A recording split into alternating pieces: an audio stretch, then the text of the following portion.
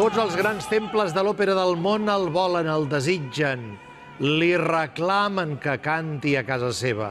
Jonas Kaufmann, l'any passat, va triomfar al Royal Opera House de Londres amb Andrea Chenier i, precisament, aquesta obra la portarà també ell per primera vegada a Barcelona.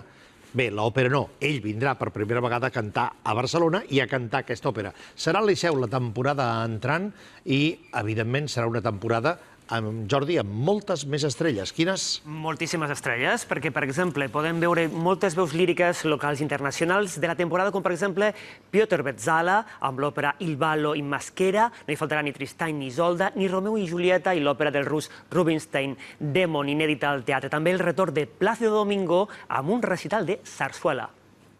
Bueno, viene para un concierto de repertorio de zarzuela, que además es algo que aquí nunca ha cantado y es algo que es muy suyo, le tiene muchísimo cariño ese repertorio, visto que sus padres llevaban una compañía de zarzuela, él empezó prácticamente con zarzuela y es algo que ha cantado en todo el mundo.